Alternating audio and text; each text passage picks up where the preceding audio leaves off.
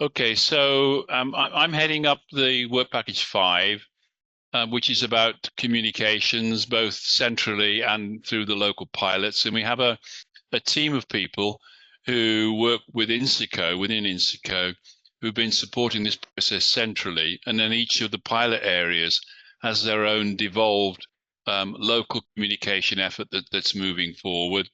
So it's the team around me that's been putting together the website, the flyers, the newsletters, supporting slide packs, press releases, and all the material that you need for successful communication programs. And the materials that we have here are available on the website, and they're available to ambassadors if you want copies of them or want to use them. So next slide, please. So some of the highlights for me, one of the biggest highlights is actually developing this Aurora Ambassador Network, and the launch of that network and today's welcome meeting. So we've coordinated that through Work Package 5. We've also developed the Aurora Exploitation Plan, which is how do we take all the learnings that have come from the program and spread that beyond the 5 pilot areas, initially looking to exploit the opportunities across Europe and then more widely across the global citizen science community. We've also taken responsibility for developing the Aurora Data Management Plan, because every citizen science project will generate large quantities of data that will become available for use by other researchers. And the veracity of that data is really important to users such as the European community, city authorities, and the UN.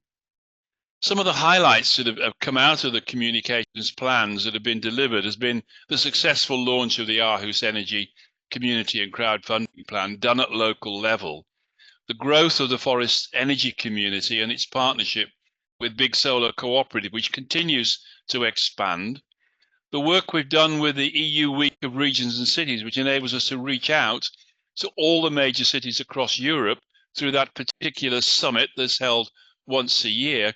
And beyond that, we've reached out to the Global Regions and Cities Summit, which we met for the first time at UNEA 6. And UNEA stands for the United Nations Environment Assembly, which meets every 2 years and is the most important decision-making body on the planet around environmental decisions taken by environment ministers from all the respective member states. And then the last area has been the growth in our relationship with what's known as the EU Climate Pact, where we literally attended their annual event in March 2025, literally last week, where we presented the whole concept of citizen science taking a major part and playing a major role in the delivery of the climate change targets, the climate mitigation targets for reducing carbon emissions. So these are some of the highlights. Next slide, Joanne. But the question behind all of this is are these communication plans effective? Are we reaching our audiences? And I think at the local level, we are delivering successful energy communities. It's probably easier in the university setting where you've got a target audience that's more under your control than it is in the municipalities where you have to bring people in from their busy daily lives to get them involved in the energy communities. But we are translating into action on the ground. We are changing local attitudes to the energy transition. And we're starting to generate huge numbers of stories that we share with you through the Aurora newsletter on the successes that have been taking place. And I'm still encouraged by the reaction you get from people when they realize that by getting involved in these local energy communities, you can actually deliver energy for a lower price than you buy from the grid. You can actually generate investment returns for those who put their own money into the community energy schemes that are higher than the returns you would get from a bank. And there is still funding left over to invest in the next scheme. So when that dawning realize hits people just about how much funding that currently goes to the fossil fuel industry can be converted back into your local community, there is real enthusiasm to pick up the ideas from Aurora and replicate them across the community. And we see that in real time taking place in the Forest of Dean, but also in Spain through a related project called Jalon that Anna's involved in, that's picked up some of the learnings from Aurora and taken it out into similar rural communities in Spain. From the centre, we also put out now 4 quarterly newsletters, and we'll carry on doing that till the end of the project. We put promotion materials available for the Ambassador Programme and for the Aurora app. And we've also been working on EU recognition for projects and our success stories, communication events for Aurora in Brussels, to which the policymakers are now attending, and providing links to the citizen science community across the world about what we're doing. And there are 7 regional citizen science associations now that see the work that we're doing, including the European Citizen Science Association, the Global Citizen Science Global Partnership, but also links out to Asia, Africa, South and Central America, and Australia and the USA. And they're all learning from what we're doing and seeing what the opportunities are to pick up and replicate the programs. And then lastly, we're providing links to the UN and other global organizations to share what we're doing with them as well. And we took a major role last year in UNEA 6 in Nairobi in Kenya, where we shared a lot of the outputs from the project with other NGO groups, with the UN Science Policy Business Forum. And as a consequence, we have a dialogue now going on with the UNEP senior officers, and in particular the chief scientist at UNEP, about the potential for citizen science and climate change mitigation programs to actually help change behaviors and deliver large quantities of data on what's actually happening with carbon emissions from ordinary citizens. And nobody else is doing that. Nearly all the other apps that you see that are trying to track personal behavior are estimates what that personal behavior delivers, not real data. And what we're delivering through the Aurora app is hard, accurate data on what individuals are actually doing and how their behavior is changing as a result of using the Aurora app. Just as an aside, at last week's EU Climate Pact annual meeting, I challenged the audience how many people, and these are experts, remember, experts in climate change, were tracking their own personal carbon emissions. Only 20% were. And the next question was, and how close are you to delivering your own personal carbon emission reductions in line with the Paris Commission? Less than 5%. So, that tells you the journey that we're on. It's a real challenge, if the experts aren't doing it, to get the ordinary citizen to do it. So that's why this has been quite a hard journey that we've been on. Next slide, Joanna. However, there is lots of energy and enthusiasm around what we're trying to do in the local communication campaigns. And this slide just tries to give you a flavor of that, from the Spanish pilot, the Danish pilot, the UK pilot, and so on. And I went on a student exchange recently at the University of Ljubljana, where students from Denmark, Portugal, and Spain came to Slovenia to share their experiences of what they'd had through the Aurora project. And the energy levels from the students was, you could taste it in the air. They really want to engage and learn from what's going on and apply the lessons in their own lives. Next slide, please. Dissemination plans. Aurora is increasingly gaining recognition at regional and national events across the EU. And I would concentrate on that last line, the EU Climate Pact and the EU Educate for Climate groups, where the Aurora program is now making real waves of energy across those organizations as people reach out to us to try to understand what we're doing and how we might replicate it. And I'll come back to that, because I think our community here, the Aurora Ambassadors, has a natural affiliation with those 2 operating organizations at EU level. Next slide, please. Okay, the Aurora Ambassador Program, you are actually core to where we want to try and take some of our thinking now as we go towards the end of the program, which officially ends in November of this year, but we hope is the springboard for something bigger and builds on what we've done in the Aurora program. And what we're looking to try to build is some consistency of approach in how we use citizen science to address climate change mitigation.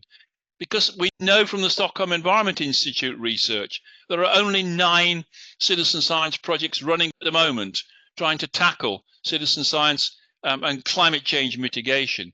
So there's a real opportunity to get 3 or 4 standard methods, techniques, tools, and guidance packages to engage the global and European citizen science community to pick up and run with the idea that citizens can make a difference in climate change mitigation. And we're well on the way now, as Anna said, to the 150 ambassadors that we were originally targeting from 15 EU countries. And the Work Package 5 has developed all the support materials to help that process go forward.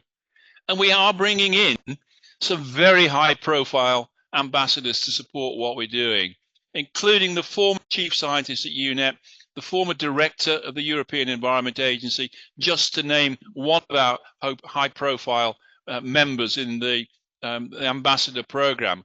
And there are other ambassadors who, for one reason or another, cannot publicly declare, who are working behind the scenes with us to have major influence on the way EU activities are organized to deliver the Green Deal and the way member states represent themselves at the UNEA process, the United Nations Environment Assembly process, where member states are critical to the decisions that are taken. So not everybody declares, but there are some really high profile names behind the scenes now trying to help us. Next slide, please. I also wanted to touch on data. It can sometimes seem quite a boring issue, but if you're involved in a citizen science project, it's absolutely crucial that the data you provide is credible. And so we spent quite a lot of time with our data experts putting together a data management plan and making sure that it's following what's known as the UNESCO Open Science Principles, which is that we share our data in a very open way that is coming from the citizens who participate, whilst protecting the anonymity of the participants who provide that data to us. And that data can be downloaded and it can be used by other researchers. And we're building up quite a unique data set on real behavior from citizens who provide the data through the Aurora Tracker app. And therefore, the more people you can encourage as ambassadors to have a go at using the Aurora Tracker app, the better the data becomes. And you will have seen from the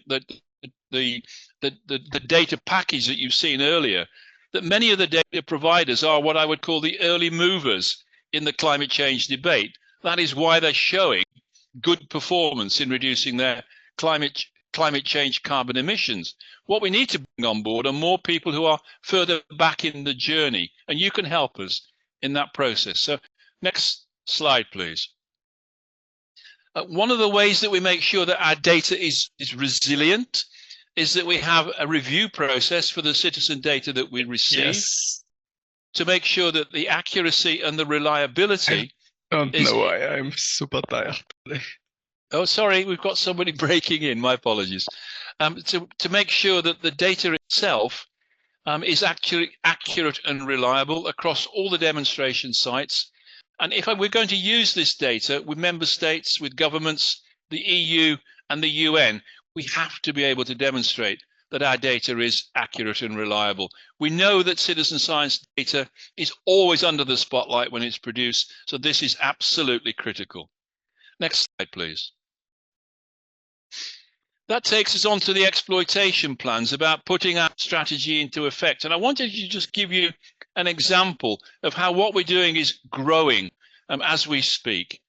So the Aurora Energy Community Business Models that you've been sharing with you today, and the Aurora app and the Aurora labeling scheme, are being picked up and used by others.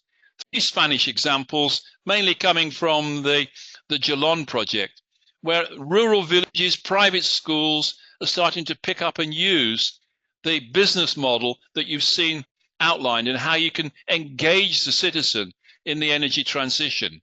And that's a direct link across from work that was done in the Forest of Dean, taken across into Spain. In the city of Madrid, the example you heard about on a school, a public school, privately owned, is the way we've broken in to working on community energy schemes in the school environment in Spain. But that still leaves 249 public schools in Madrid, publicly owned and publicly run, where we need to break in and use the example from the privately owned public school to show public schools what can be done. And the same is true in any of the participant countries in which we're working. The big solar cooperative in the UK, in the Forest of Dean, it opened the eyes of local people across an additional 40 potential sites for community energy schemes, 8 of which are firming up as we speak. So although the project isn't going to deliver those, it's opened the opportunity from the energy community to pioneer that in one district council, one municipality. So take those examples from Spain, take those examples from the Forest of Dean, and apply that more widely in Europe, and you get some idea of how big this could potentially go. And then we also been working with the Red Cross to test ideas in Portugal and Spain to try and expand what became known as the Evora University approach, which is designed to leave no one behind. This is to make sure that you can find ways to bring into the energy transition those who can least afford to pay for the change. We aren't quite there yet in terms of what we're trying to do with the Red Cross, but the dialogue is ongoing, and we expect to test a whole series of ideas with them over the next 6 months. Then we've also reached out beyond the pilot areas of pilot 5 countries. We've reached out to Ireland through the University College of Dublin to see how we might exploit the Aurora approach across higher educational establishments right across Ireland. And we've already had one of our first meetings where we brought all the representatives from higher education in Ireland to talk about the Aurora approach and how they might learn from what we're doing. And of course, what we're trying to do here is to open up this whole area of schools and universities to use the Aurora approach, develop community energy programs within their own organizations, and literally open up universities and schools as leaders in their communities on community energy programs. Lastly, we've been reaching out to wider organizations like the European Universities Association, not the easiest of organizations to work with in Europe, but we've also got a number of other university associations where we're sharing our approaches with them to help expand this concept of getting higher education as drivers of this whole process. We've done the same with municipalities through the Council of European Municipalities and Regions, CEMR, who've opened the door to us to share our knowledge and ideas through their newsletter process, their newsletters that they put out on a regular basis. And ambassadors can help us here in actually writing material to go into their newsletters if they can see opportunities where we can expand the influence of Project Aurora. We've then gone on to Net Zero Cities, Global Covenant of Mayors, C40 cities, who will champion the Aurora approach at the global level across cities across the world. And then obviously I've mentioned before the citizen science community across the world who are learning from what we're doing, are looking for opportunities now to replicate the Aurora Energy Tracker app in places like India and Kenya by modifying the algorithms that were developed by the Aarhus University that underpins the labeling scheme. So others are looking now, can I take the Aurora app? Can I apply that in Hyderabad? Can I apply that in Nairobi? And how can I do that? And we are going to produce a guidebook that will help people to be able to understand what is needed to change the Aurora app so that it can go from being just European to becoming global. And then lastly, as explained, we're working with UNEP, the United Nations Environment Programme and the UN Science Policy Business Forum, who are encouraging us to develop common citizen science programs tackling climate change mitigation, in part based on the Aurora app. So next slide, please. Over the next 12 months, little less than 12 months now, we've got some core deliverables to produce from this package of work, including integrating the results of Project Aurora into university degrees. How do you do that? What's the learning that's come out from the program? How do we take the energy infrastructure hands-on teaching that Anna outlined and share that with other institutions who can copy what we're doing? How can we feed that into some of the European programs that are starting to run now, which I'll outline in a minute or two? And then the climate impact of energy infrastructures to define the overall benefits of the scheme that we've done.